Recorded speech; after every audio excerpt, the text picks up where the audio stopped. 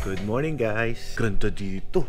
Tingnan nyo yung bahay na tinutuluyan namin. Napakaganda dito. Pwede ka mag-bonfire dito. Ayan. Mag-jogging lang kami ngayong araw. Ito, walang kuryente dito. Gumagana lang ay solar powered. At yung kanilang heater ay gas. Morning. Morning. Ano yan? Pinagalo akong tsaa, tsaka coffee. Huri. Ako din. Mami, halika. Kape tayo. Alam ko gising ka na. Kape.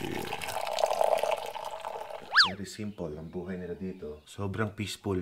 Parang bumalik ka sa sinauna. Pakita ko sa inyo, ito yung LPG natin na heater. Ayan. So, mainit naman yung tubig na pinapaligo namin dito. Mamaya-maya lang, after nito, magkape-kape, ay magja-jogging kami ni Kuya Owen. At syempre, kasama natin si Kuya Bong. Kampay! Kampay! Ching-ching!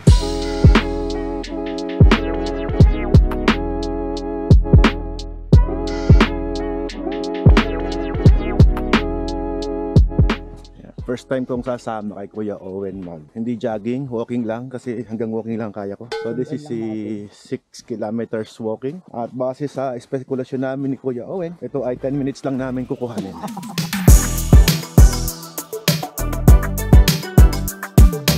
Alam mo, malapit lang naman pala yung sa kanila eh. 10 minutes lang namin kukuhanin. Pinaikot-ikot lang tayo sa sasakyan eh, no?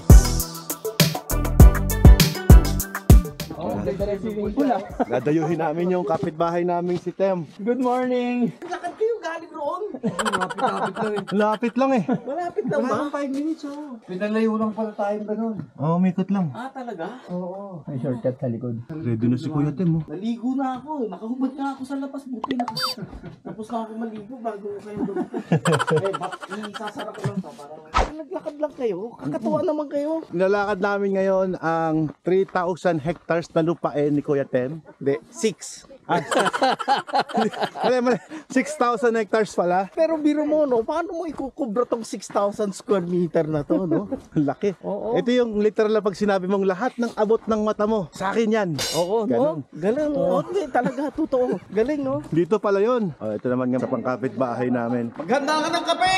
Wala, di ba kami naliligo eh? Simon, parang napasubo ka. Tatawa-tawa ka ng palihim dyan, ha?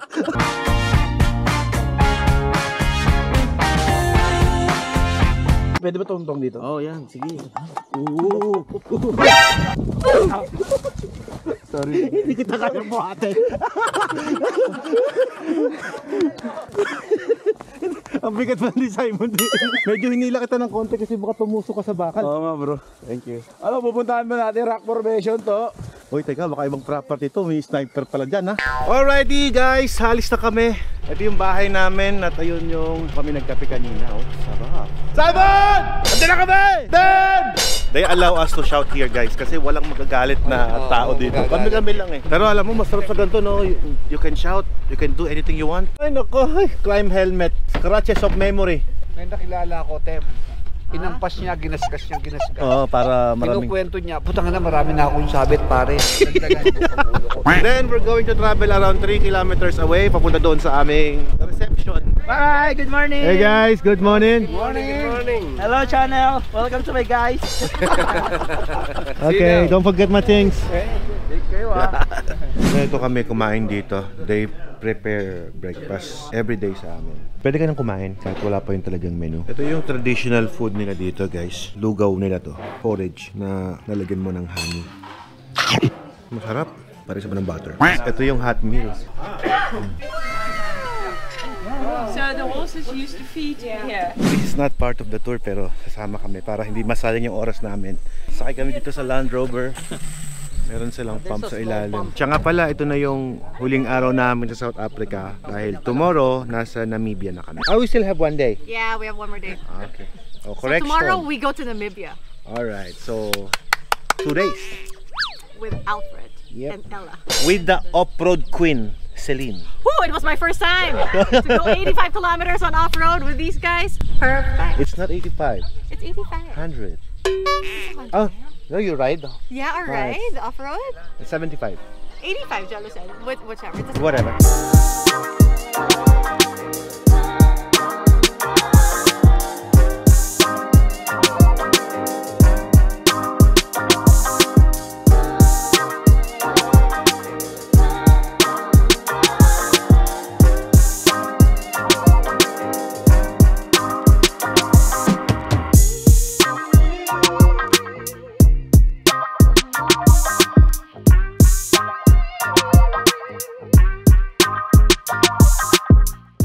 number 1. Don't fall off the canyon. Okay. Dito tayo ngayon sa Mini Grand Canyon.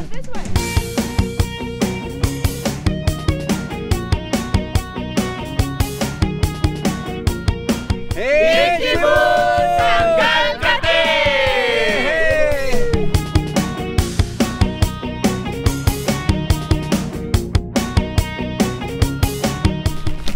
Finally, makaka-ride na kami. Ito po yung second day ng aming ride dito sa South Africa. Namasyal kami sa napakagandang lugar, which is yung Canyon Cove. It's so nice, napakaganda. The only problem is we get some delay ngayon dahil nag-enjoy kami sa pamamasyal. Gagabihin kami ngayon sa pag-ride na to because of our delay. That's fine, ang importante nag-enjoy tayo. Yun naman ang pinunta natin dito eh. Let's go.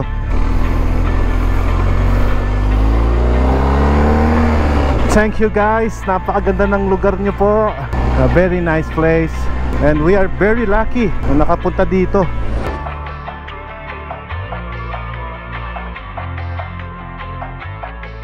Alright, finally, tapos na ang off-road. Congratulations guys, natapos natin ng off-road.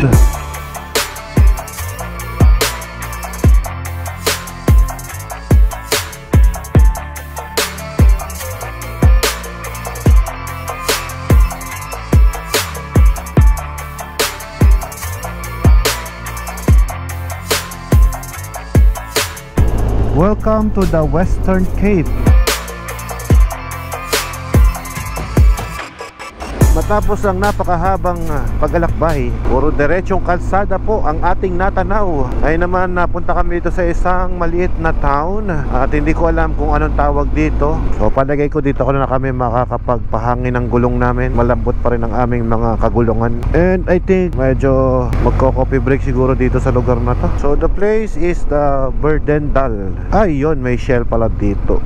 As we expected, tignan niyo po yung mga gulong namin. Kamukha na po ng nakita namin bago kami pumasok sa off-road. Medyo madumi na talaga. Magpapahangin muna kami guys. 2.9 bar. Before kasi kami mag-ride sa off-road, nagbawas kami ng hangin if you remember sa previous vlog natin. Ito naman ngayon ay kinakabit natin yung binabrik natin yung gulong natin after ng off-road. This is a good sign na kung saan ibig sabihin yan ay hindi na tayo mag-off-road dahil nag-i-inflate na tayo ng ating mga gulong. Maya-maya lang magpapalit rin tayo ng motor. Sana mag-start to. So I have to turn it off kasi magkakarga tayo ng gas. Ang bait nila dito guys, kahit na nagpahangin ka lang tapos hindi ka nagpakarga, sabihin pa sa'yo bonjour. Oh no, it's not starting my friend. Really not working. Ma'am, could you push it please? Thank you for pushing ma'am. Oop, madulas. It's not working again. Did I going to use the yellow bike? Oh, an anniversary bike. Okay, I'll just get my things here. Ito yung kapalit ng motor natin. Ay, just like my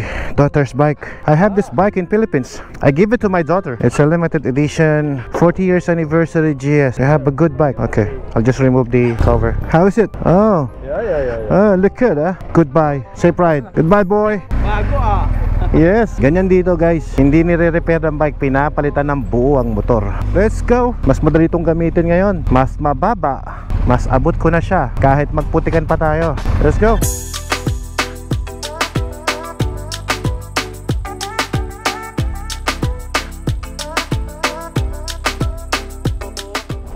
So yung mga ride namin guys ay hinati-hati. Above 300 kilometers away. Everyday yan. Hanggang makarating kami sa bansa ng Namibia. Epic yung ride na to kasi imagine mo yun. Mag-ride ka ng isang bansa from Cape Town, South Africa to Namibia. So talagang dadaan pa kami ng Ecuador. So na-expect namin iinit din. So from malamig na lugar sa Cape Town, dadaanan mo yung Ecuador. So expect mo na mainit. Tapos going to Namibia, lalamig ulit. So ganun yung magiging ride natin.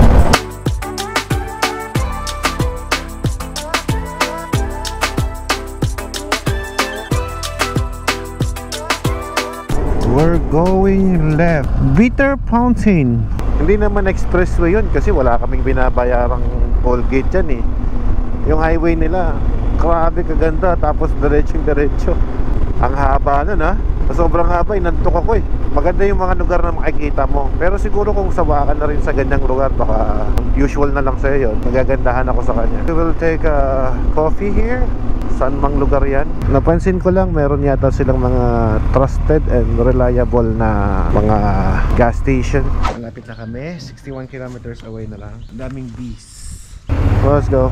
We are now back on the highway. Ayun, tatakbo na lang kami ng around 60 kilometers na lang guys. 34 minutes para makarating sa aming lunch area. Oh, sarap mag-ride pag malinis ang lens mo. Tip ko sa inyo guys, always bring a helmet cleaner or a good towel para malinis palagi. Sayang naman yung view na makikita nyo, oh. Pagka madumi yan. Look at that view guys.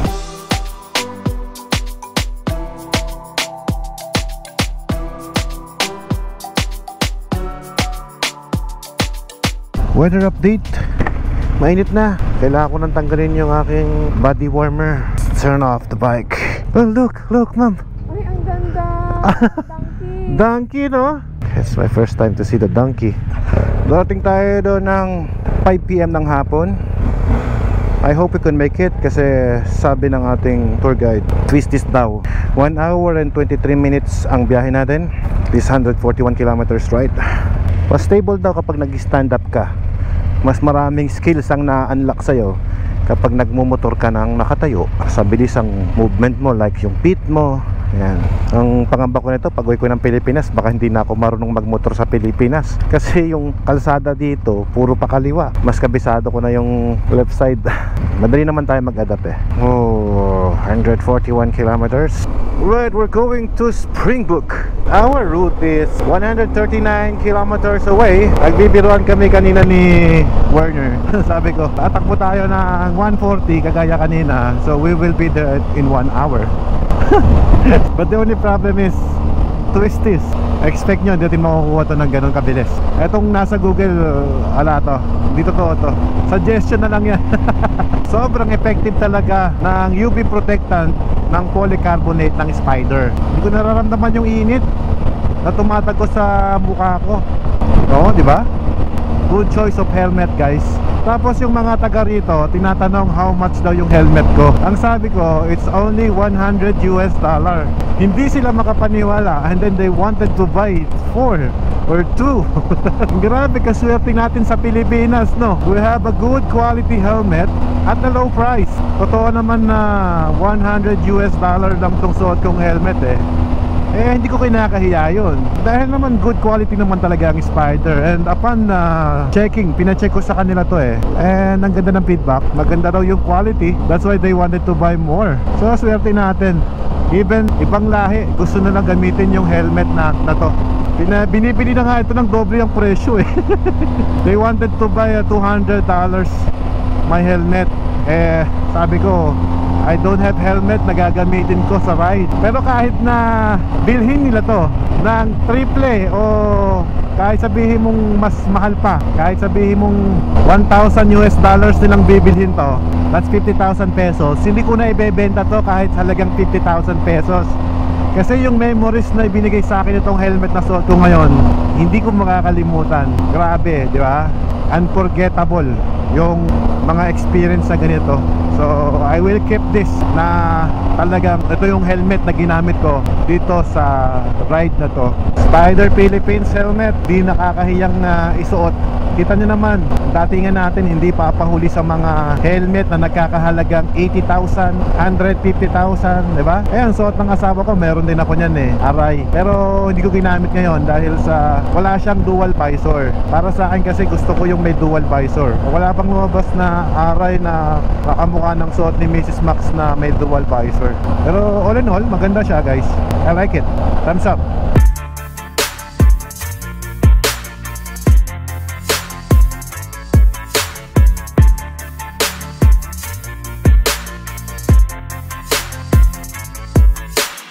Alam nyo guys, nakaka-addict yung gantong ride sa ibang bansa eh. Simula nung nag-ride kami ng New Zealand, wala na. So gusto ko nang ulit-ulitin. Sa akin naman guys, masaya ako na ibinablog tong mga ito, yung pag-ride namin. Bukod sa na-enjoy ko na, ay naipapasyal ko pa yung mga subscribers at followers ko.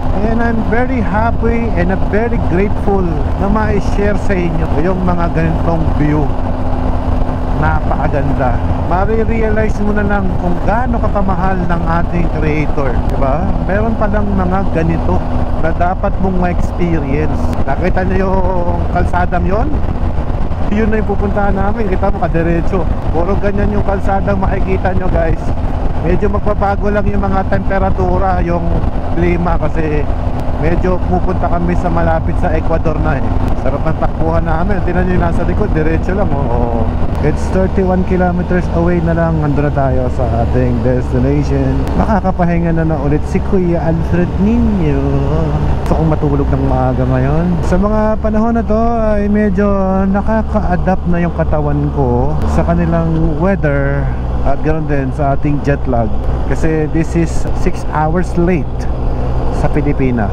That's why gumigising kami rito, body clock natin sa Pilipinas ay gumigising kami rito ng 3 o'clock. Yung 3 o'clock na yun, 9 o'clock na sa Pilipinas yun. Pag di ka pa gumising, ewan ko na lang. Nahirapan kami mag-adjust. For the previous days, 3 araw, okay na din. So regarding doon nga pala sa Twisties, nabudol tayo ni Winer doon. Sabi niya kasi may Twisties daw, kaya medyo matagal ang biyahe, pero wala naman pala. 21 minutes away at we're still on time. Mabuti hindi kami inabot ng gabi. Siya nga pala, ang ginawa ko ngayon sa araw na to, sa vlog na to, nag-disconnect na ako sa pop talk ko sa grupo dahil lobat na yung aking pop talk. Ngayon mas nakakapag-vlog ako ng the way I wanted kasi alam mo yun, hindi na ako nahihiya kasi ako sa mga, although tropa naman natin sila, mahiya ako sa kanila kasi na-spoil na nila yung vlog ko. Alam ko panonood nila yung vlog na to, kaya alam niyo na kung bakit hindi muna ako kukonekta sa pop talk. Although napakasaya mag-ride na nakakonekta sa pop talk with Ichiboots. Pero ngayon gusto ko yung sarili ko munang point of view, yung munang share ko sa inyo. Ito na pala yung sinasabi niyang Twisties. But actually hindi naman Twisties. Medyo ano lang, nakaka-libang na lang na banking na konti. So 10 minuto na biyahe na lang, nandun na kami sa aming hotel. It's only 13 kilometers away. Mabilis ang aming biyahe. Magagaling ang kasama kong mga riders dahil talaga lahat kami ay kayang sumabay sa ganito kabilis na facing, no? At wala namang napapahamak sa amin as of the moment. Thank God for that, for always protecting us every day na nag-ride kami. Kakaibang experience dahil tatawid tayo ng immigration bukas. Yep, using a motorcycle. First time in my whole life na mag-i-immigrant ka ng nakasakay ka sa motor dahil isang bansa ang tatawirin natin, no? Siguro pag naginawa natin yun, medyo halfway na tayo ng ride natin.